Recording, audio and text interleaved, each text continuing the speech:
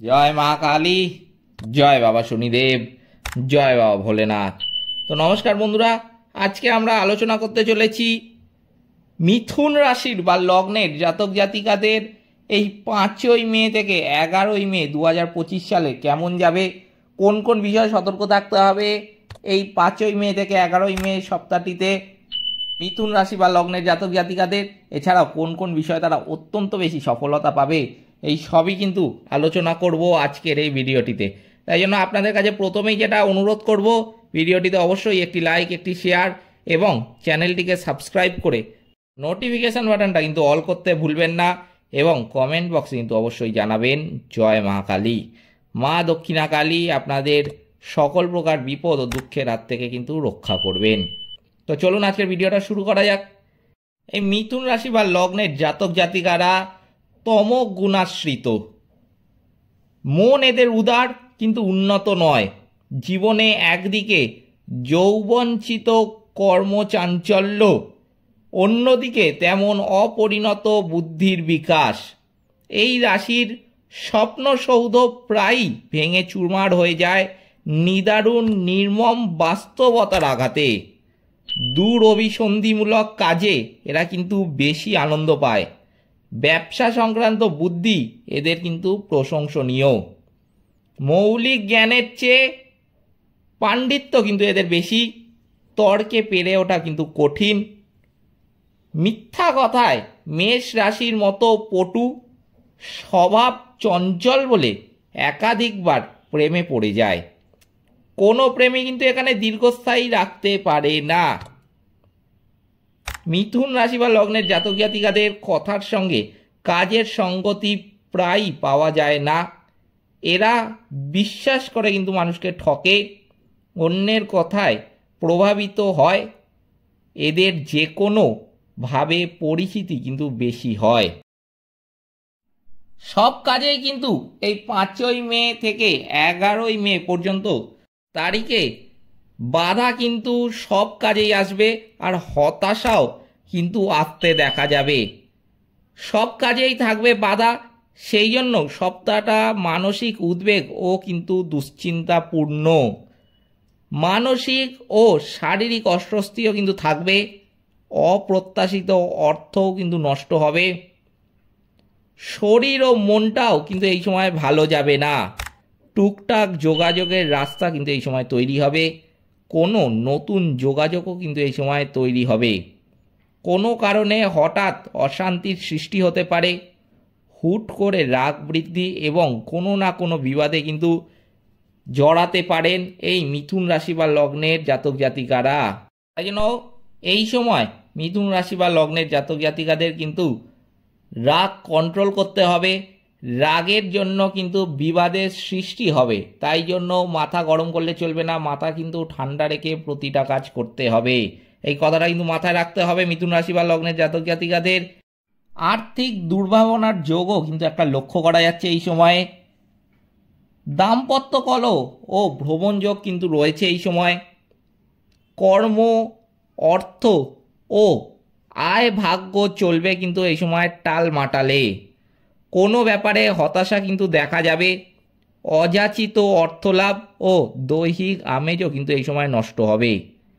হঠাৎ কিছু অর্থলাভ, নৈরাশ্য বৃদ্ধি, সাংসারিক অস্বস্তি ও মতবিরোধের মতো সমস্যাও কিন্তু সৃষ্টি হবে এই সময়ে।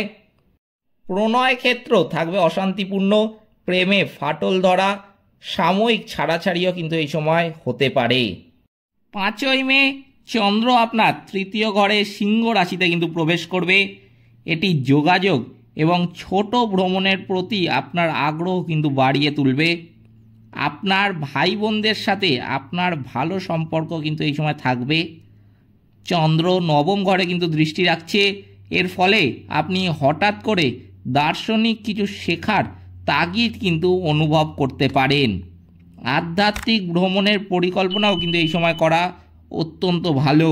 7ই মে লগ্নাধিপতি বুধ একাদশ ঘরে মেষ রাশিতে কিন্তু গমন করবে। এটি সামাজিক যোগাযোগ এবং বন্ধুত্বের অনুকূল কিন্তু হবে। আপনি লক্ষ্য নির্ধারণও কিন্তু এই সময় করতে পারেন। প্রভাবশালী ব্যক্তিদের সাথে পুনরায় সংযোগ স্থাপন করতে পারেন। আপনি আরও ভালো ভবিষ্যতের জন্য কৌশলও কিন্তু এই সময়ই তৈরি করতে পারেন।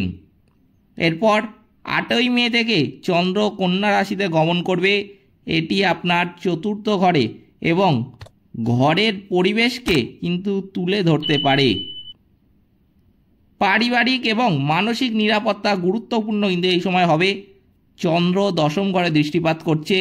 এটি আপনার কর্মজীবনের উপর মনোযোগ কিন্তু বৃদ্ধি করবে। এটি কিছুটা মানসিক চাপও কিন্তু আনতে পারে। আপনার কর্মক্ষেত্রের ভারসাম্য বজায় রাখা কিন্তু এই সময় উচিত। 10ই মে চন্দ্র আপনার পঞ্চম ঘরে তুলা রাশিতে কিন্তু গমন করবে। এটি সৃজনশীলতা এবং রোম্যান্স কিন্তু আনবে। শিশুরা মনোযোগে থাকতে পারে। চন্দ্র একাদশ ঘরে কিন্তু দৃষ্টিপাত করছে। এর ফলে নেটওয়ার্কিং এবং ব্যক্তিগত লক্ষ্যগুলিকে সমর্থন করবে। নিজেকে প্রকাশ করার জন্য এটা কিন্তু একটা অত্যন্ত ভালো সময় হতে চলেছে এই মিথুন রাশি বা লগ্নের জাতক জাতিকাদের জন্য।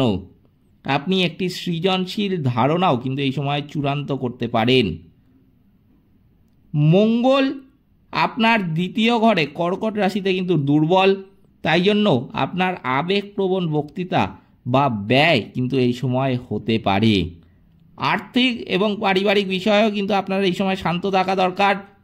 আপনার সতর্ক দৃষ্টিভঙ্গি কিন্তু এই সময় থাকা উচিত। আপনার দ্বাদশ ঘরে বৃহস্পতি আধ্যাত্মিক বিকাশের জন্য কিন্তু ভালো। আপনি লুকোনো আশীর্বাদও কিন্তু এই সময় উপভোগ করতে পারেন। আপনার দশম ঘরে শনি এবং রাহু আপনার কর্মজীবনকে সুশৃঙ্খল বিবর্তনের একটি পর্যায়ে কিন্তু রাখবে। চতুর্থ ঘরে কেতু আপনাকে পরিবারের থেকে বিচ্ছিন্ন বোধ কিন্তু করতে পারে। সম্পত্তির বিষয়ে আপনার স্পষ্টতা কিন্তু এই সময় থাকা প্রয়োজন। তো চলুন এবার আপনাদের জানিয়ে রাখি এই সময় ভালো ফল আরও দ্রুত পাওয়ার জন্য কি কি প্রতিকার মেনে চলবেন। একটা মহালক্ষ্মীর ফটো সংগ্রহ করে যে কোনো বৃহস্পতিবার থেকে কিন্তু এই সময় পুজো শুরু করতে পারেন মিথুন রাশি বা লগ্নের জাতক জাতিকারা। পুজো বলতে প্রতিদিন স্নানের পর, সেটা খেয়েও হতে পারে আবার না খেয়েও হতে পারে, যে কোনোভাবে। তবে এক্ষেত্রে আমি বলে রাখি যে আপনারা যদি মনে করেন যে খেয়ে পুজো দেবেন, তাহলে আমি বলবো যে অবশ্যই পারলে আগে খাবার খেয়ে নিয়ে তারপরে স্নান করে তারপরে কিন্তু পুজোর ঘরে যাবেন, পুজো দিতে যাবেন। গিয়ে দুটো ধূপকাঠি দিয়ে আরতি করে 3 বার কিন্তু স্পর্শ প্রণাম করবেন। একটু জল মিষ্টি দেবেন। কাজটা করতে পারলে সার্বিক অশেষ কিন্তু কল্যাণ হবে এই মিথুন রাশি বা লগ্নের জাতক জাতিকাদের। এই সময় হালকা আকাশি, হালকা সবুজ ও হালকা লাল পোশাক এই রাশির পক্ষে কিন্তু অত্যন্ত লাভদায়ক। সারাদিন ব্যবহার করলে দিন কাটবে মানসিক স্বাচ্ছন্দ্যে। অধিকাংশ কিন্তু কাজে এই সময় সাফল্য আসতে দেখা যাবে যদি মিথুন রাশি বা লগ্নের জাতক জাতিকারা এই সময়ে এই যে 3টে রং আমি বললাম সেই রঙের যদি পোশাক পরিধান করে ঘর থেকে বেরোন। সেটা যে কোনো কাজের জন্য হতে পারে। আপনি গেছেন, আপনি কোনো শুভ কাজের জন্য যাচ্ছেন, আপনি কোনো ব্যবসার জন্য যাচ্ছেন, আপনি আপনার কাজের জন্য প্রাইভেট ক্ষেত্রে কাজ করেন বা সরকারি ক্ষেত্রে কাজ করেন, সেইখানেই যাচ্ছেন, যে কোনো কাজেই আপনি ঘর থেকে বেরোচ্ছেন, অবশ্যই কিন্তু এই সপ্তাহে এই 3টে রঙের পোশাক পরিধান করে বেরোনোর চেষ্টা করবেন। তাহলে কিন্তু প্রত্যেকটা কাজে আপনাদের সাফল্য নিশ্চিত। যতটা সম্ভব কালো, খয়েরি বা গাঢ় রঙের পোশাক ব্যবহার কিন্তু এই সময় না করাই ভালো। এগুলো কিন্তু অবশ্যই মেনে চলার চেষ্টা করবেন, তাহলে কিন্তু আপনারা সাফল্য এই সময় পাবেনই। কোন কোন বিষয়ে এছাড়াও সতর্ক থাকতে হবে তা তো আমি এই ভিডিওর মাধ্যমে বলেই দিলাম, আর কোন কোন বিষয়ে আপনারা অত্যন্ত ভালো ফল পাবেন সেটাও কিন্তু আমি বলেই দিলাম। এই ছিল আজকের ভিডিওটিতে অবশ্যই একটি লাইক, একটি শেয়ার এবং চ্যানেলটিকে সাবস্ক্রাইব করে পাশে থাকা বেল আইকনটা ক্লিক করে নোটিফিকেশন বাটনটা কিন্তু অল করতে ভুলবেন না, যাতে জ্যোতিষশাস্ত্র সম্পর্কিত সঠিক ভিডিও আপনার কাছে দ্রুত পৌঁছে যায়। এবং কমেন্ট বক্সে কিন্তু অবশ্যই জানাবেন। জয় মা কালী। মা দক্ষিণা কালী আপনাদের সকল রকম বিপদ ও দুঃখের হাত থেকে কিন্তু রক্ষা করবেন। সকলে ভালো থাকবেন, সুস্থ থাকবেন। নমস্কার।